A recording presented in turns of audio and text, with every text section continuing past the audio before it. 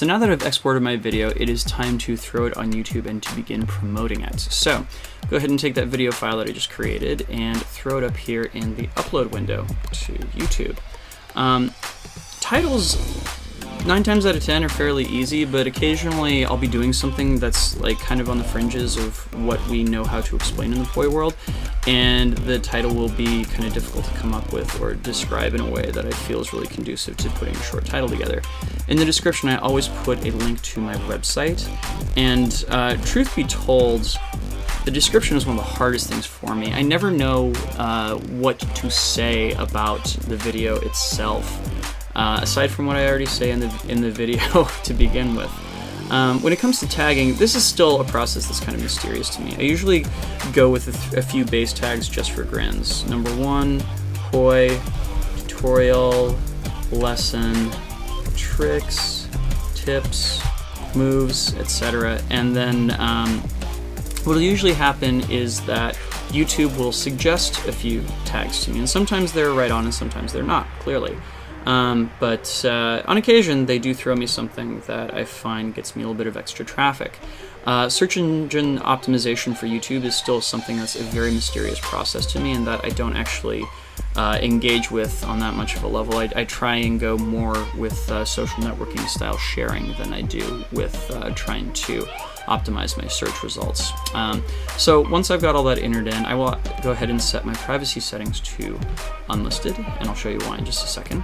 And then I will go ahead and monetize the video. Now, this is an important piece of this puzzle. Clearly, I monetize all of my tutorials, all of my tech blogs, and anytime I do a compilation or performance video, if the music is unlicensed, I will go ahead and monetize it as well, but in a lot of cases it's licensed and I just can't do that. I have a rule of thumb that if it is a video that I have not creatively contributed to whatsoever, that is a video that I recorded of somebody, say, performing at Burning Man or at a fire festival, what have you, I will not monetize it. I do not make any money off of those videos. I don't think it's right to do so. So now that I've turned monetization on, we find out why I set privacy settings to unlisted, which is that this is because I'm going to upload this video to my podcast. My podcast, of course, is hosted on my website here, drexfactor.com, which is built in Drupal, I want to say it's Drupal 6. So I'm going to go ahead and create a new podcast. Now, my podcast doesn't have nearly as many subscribers as my YouTube channel does. So why do I do it? Here's the biggest reason. I have talked with many people who have told me that they are government employees or otherwise on a private area network, wherever they happen to work, who are unable to access anything on YouTube because of restrictions on their network. But they can access my videos because I upload my videos directly to my web server here. So they can still access all of these tricks even though they may be blocked from viewing YouTube at work, right? It's a very, very small number of people, but at the same time, you know, it's one of those ways that you can just go the extra mile and be there for people and provide them with content that they may not otherwise get to. So I personally think it's worth it. So as you can see, the things that I upload here are pretty similar to what's asked of me on YouTube. And I'll go ahead and copy that description, of course. And this is where the unlisted part comes in. So in theory, let's say that the video has completed uploading and I have this lovely URL that tells me where it can be viewed at, right? In fact, I already uploaded this video, so I'm going to grab the link out of the editing window for this video. And what I'm going to do is I'm going to take this link and I am going to go over to a lovely website called KeepVid. Now, if you throw a URL like this into KeepVid, it brings up a little Java applet that gives you a list of links to that same video in a variety of formats that you can download and keep. The format that I particularly favor, of course, is MP4. This is the format of most videos that you'll download from iTunes and the like, right? Now, here's the thing. If your video is set to private, this application doesn't work. So I have to make sure that they're first set to unlisted, then download, and then I can change the privacy settings, right? This is kind of a Byzantine process, I know. Part of the reason for this is that I probably could export the videos in a smaller format to work for my podcast, but I just haven't found a way of doing it that is as efficient as the way that YouTube does it.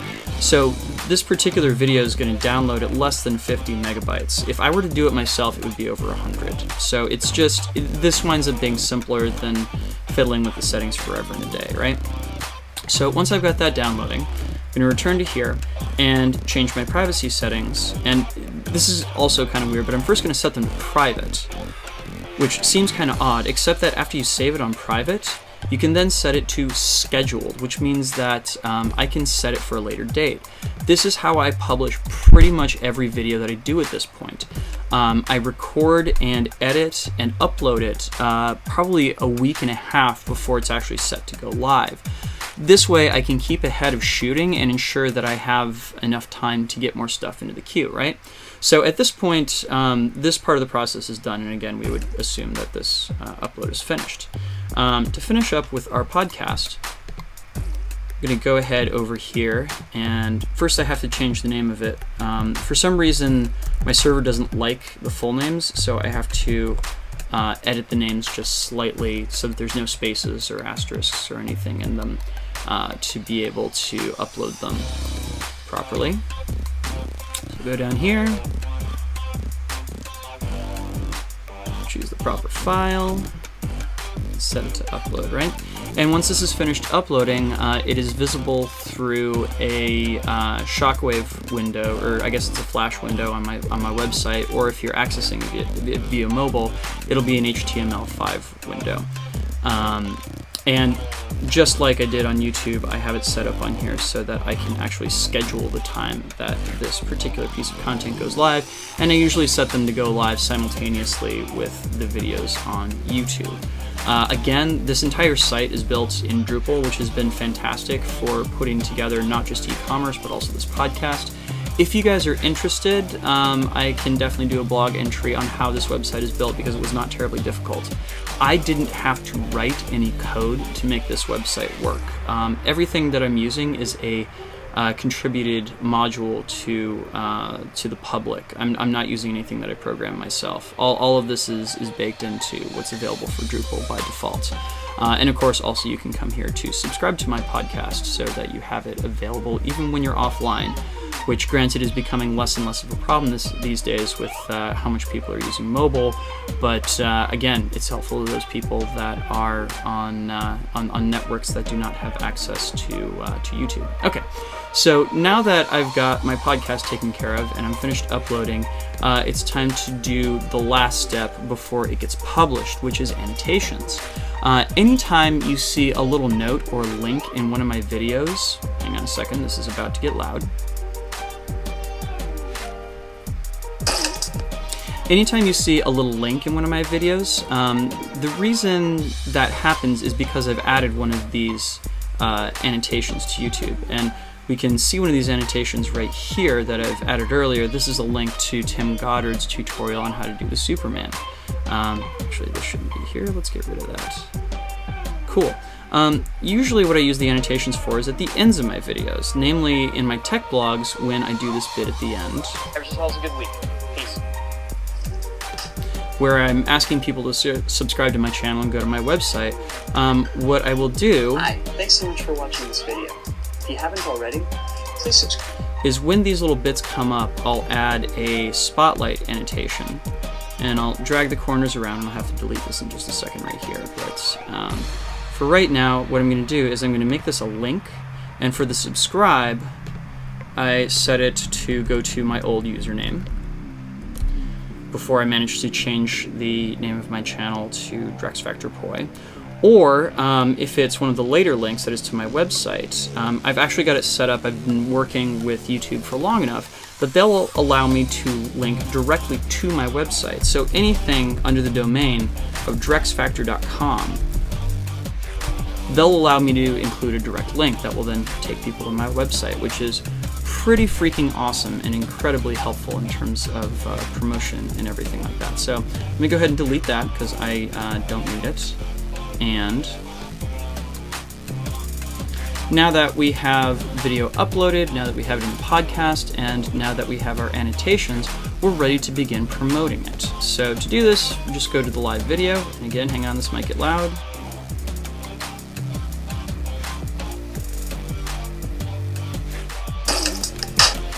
And we go to the share window. Now, the different social networking sites that I use right now. Clearly, I use Twitter. Actually, my YouTube account is directly connected to my Google Plus fan page. So each and every video that I upload, even if it's set to go live later, will automatically go live on my Google Plus page, which is incredibly handy. Reddit. I have really been digging on the Reddit Poi group. I try to post there no more often than once a week because I don't want to abuse the built-in audience there is, because they are incredibly engaged and they're pretty awesome. There have been some great discussions going on there. Tumblr I just started using. I'm still on the fence as to whether it's worthwhile or not. My personal Tumblr, of course, is drexfactor.tumblr.com. Pinterest is something I just started using too. I now have a Pinterest board that is nothing but my poi tricks, and again, time will tell if this is worth the investment of time that I'm doing on it. Once upon a time, YouTube actually had a really good editing interface for Facebook, but it has kind of disappeared or gone by the wayside. So what I do for Facebook is I copy the URL, and I'll switch over to my Facebook window right here. I always start on my Facebook fan page, Drex Factor Poi, instead of my personal wall. And go ahead and post the link to the video, and just say something small, and I'll post it. Now, Facebook is a little bit weird when it comes to its fan pages. By default, it will show this post to about 10% of my fans, so only about 60 or 70 people. There are ways of getting around that, one of which is you can pay Facebook to post it to more people. I don't do this, both because I think it's kind of scummy and also because I just don't have the money for it.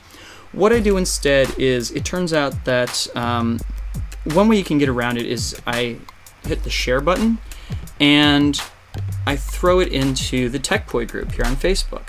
And again, I try not to abuse this. I'll only do this to one post a week, no more. Another description. And when I hit share link now, it'll wind up in the TechPoi group on Facebook, right? Where people will see it and they will like it.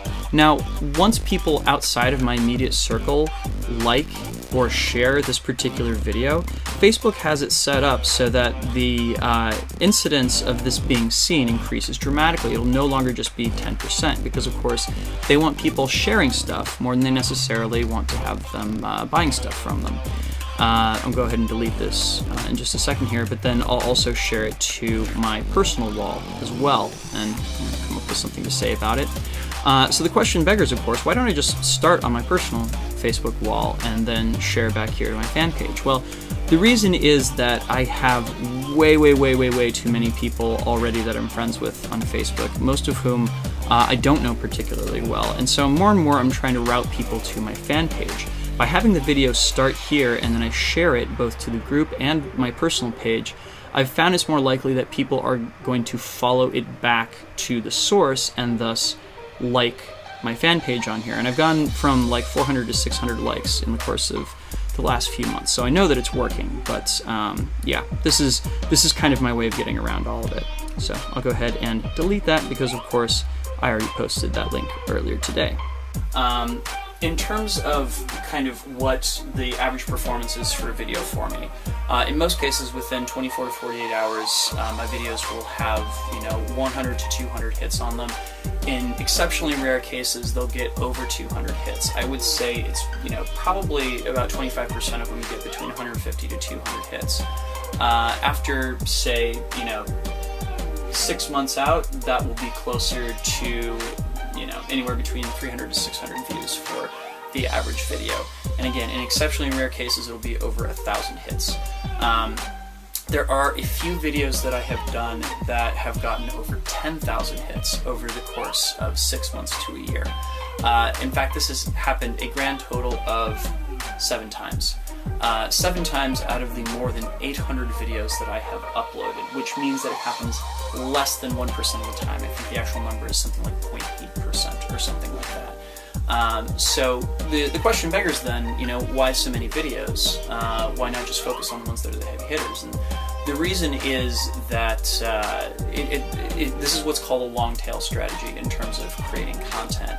I would rather have a lot of videos out there and be able to serve more people than have 1 or 2 videos that have really high hit counts that only serve a small select group of people. I want to be as helpful as I can to a large number of people. In terms of the monetization side, because I know some of you guys are curious about that. So in the past month, I've gotten just over 37,000 hits on the YouTube channel. And remember that I said that not every video that I upload gets monetized for a variety of reasons. Well, not every view that I get on YouTube gets monetized either. In fact, only 7,000 of those hits find they're being monetized, right? Now, can you guys guess how much those 7,000 monetized views are worth? It's a lot less than you're thinking. It's only $50. Nobody is getting rich off of YouTube right now. You have to have hit counts in the millions to make any significant amount of income off of it. Nonetheless, that's $50 that I can throw into my cell phone bill or what have you, so I'm not going to throw it away by any means. But just know, in terms of income, if you're thinking about becoming famous on YouTube and getting your income that way, it's not going to happen. And once we're through all that process, the process begins again, and I go back and look for more inspiration and try and film more videos. So yeah, at this point, this is the complete story of how Drex's tech blog comes together. Thank you guys so much for watching this. If those of you out there who are also engaged in the world of uploading web videos want to chime in on what your experiences are, pretty please throw a response video on and tell people some of the things that I might have missed. Maybe technology, maybe better ways of sharing information. You know, it could be anything. And if this was helpful to those of you guys out there and you want more detail on any particular piece of this process, please throw me a comment and hopefully I can be of more help later. Thank you for watching and have yourselves a great week. Peace. Hi, thanks so much for watching this video. If you haven't already, please subscribe to my channel here on YouTube. Doing so will help other people find my content, and it lets me know that I'm creating videos that are worth seeing. Also, check out my website at drexfactor.com. There, you can purchase sets of poi like the ones I use in my videos, and get access to a great range of written inspirational content, plus which you can subscribe to my videos there in the form of a podcast. Finally, if you go to flowtoys.com, you can enter in my special promo code and get a small discount on your order. Doing these things helps support me in my flow journey, and it means that I can make more videos for you guys. So, thank you in advance for your support.